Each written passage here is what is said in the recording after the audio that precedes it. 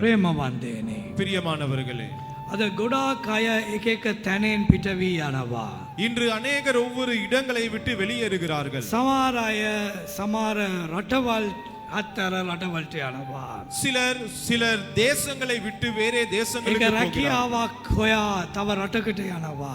ஒரு வேலையை தேடி இன்னொரு நாட்டுக்கு போகிறார்கள். සමහර රාජකාරිය වෙනුවෙන් පිටට යනවා. சில கடமைகளுக்காய் போகிறார்கள். සමහර අය පවුලේ බර නිසා යනවා.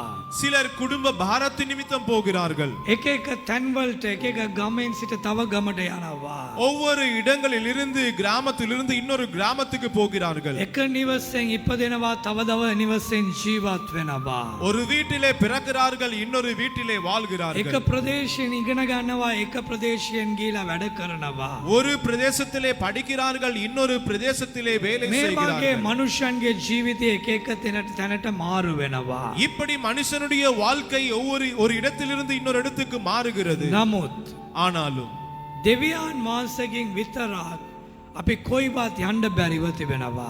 தேவனிடத்தில் இருந்து எங்களால் எங்குமே போக முடியாது. ගොඩාක් අය එපා වෙන්න ඇති. அநேகர் வெறுத்திருக்கலாம். දෙවියන් වහන්සේගේ වේලාවක් එයි. இல்லை, தேவனுடைய ஒரு நேரம் வரும். උන්වහන්සේ ඔබ වෙනුවෙන් ධර්මිෂ්ඨ කරන කාලයක් එයි. அவர் உங்களுக்காய் நீதி செய்கிற நாட்கள் வரும். ඔබ අවංකව ඉඳලා බලන්න.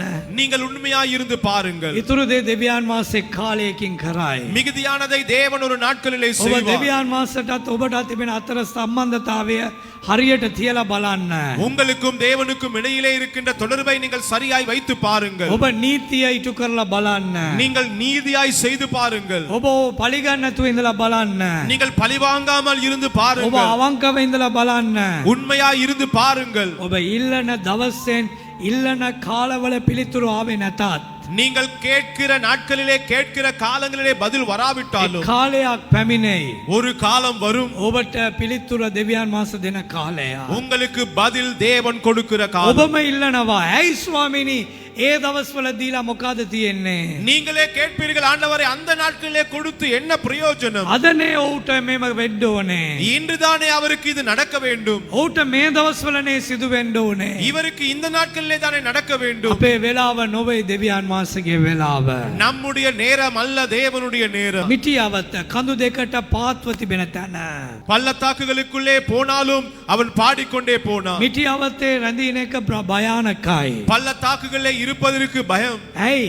ஏன்? දැන් ඔබ බලනවා නායම් ඇවිල්ලා හැමදේම විනාශ කරලා දායි. இப்பொழுது நீங்கள் பார்க்கிறீர்கள், மண் சரிவு வந்து எல்லாமே அழிந்து ඒ போய்விட்டது. වගේම වර්ෂාව ටිකක් ආවත් කඳුවල තිබෙනව වතුර ඔක්කොමත් මිටියවතට තමයි වැටෙන්නේ. இப்படியாக கொஞ்சம் மழை பெய்தாலே மலைகளுக்கு மேலே இருக்கின்ற தண்ணீர் அந்த பள்ளத்தாக்குகளிலே வந்து விழும். නමුත් ඔහු කියනවා මම මරණ මිටියවතේ ඇවිද්දාත්. அவன் சொல்லுகிறான், நான் மரண இருள் பள்ளத்தாக்கிலே ඇයි நடந்தேன். ඔහු මරණ මිටියවත තුල ගියා? ஏனென்றால் மரண பள்ளத்தாக்குள்ளே போனான். ඔහු කඳුවල උඩට ගියා. அவன் மலைகளுக்கு மேலே ஏறினான். අද ගොඩාක් අය ලෝකේ අම්බු කරන්න ගිහලා දෙවියන් වහන්සේ වත්තරලා යනවා. இன்று உலகத்திலே அநேகர் சம்பாதிக்க போய் தேவனை விட்டு போகிறார்கள். දෙවියන් වහන්සේකින්ම අරගෙන දෙවියන් වහන්සේම තල්ලු කරලා යන අය ඔබ දකි ලෝකෙන්. தேவனிடமிருந்தே பெற்றுக்கொண்டு தேவனை தள்ளுகிறவர்களை நீங்கள் உலகத்திலே காண்பீர்கள். ප්‍රශ්නයක් ආවොත් දෙවියන් වහන්සේ නැහැ. பிரச்சனை வந்தாலே தேவன் இல்லை. යාපතාව දෙවියන් වහන්සේ නැහැ. நன்மை வந்தாலே தேவன் இல்லை. නෑ.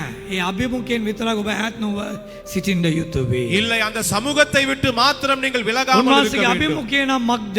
அவருடைய சமூகம் என்றால் என்ன? ඔබ යාඥා කරන විට උන්වහන්සේගේ අභිමුඛය ඔබ ළඟට පැමිණෙනවා. நீங்கள் ஜெபிக்கும் பொழுது உங்களுக்கு அருகிலே அவருடைய சமூகம் ඇයි வருகிறது. යාඥාව කියන එක මනුෂ්‍යයන්ටත් දෙවියන් වහන්සේටත් අතර උන්වහන්සේ ඇති කරපු සම්බන්ධතාවයක්. ஏனென்றால் ஜெபம் என்றால் மனிதனுக்கும் தேவனுக்கும் இடையிலே ஏற்படுத்தினதான ஒரு தொடர்பு. යාඥාව ඔබ සිංහෙක්ට ගිලා කරන්න බෑ.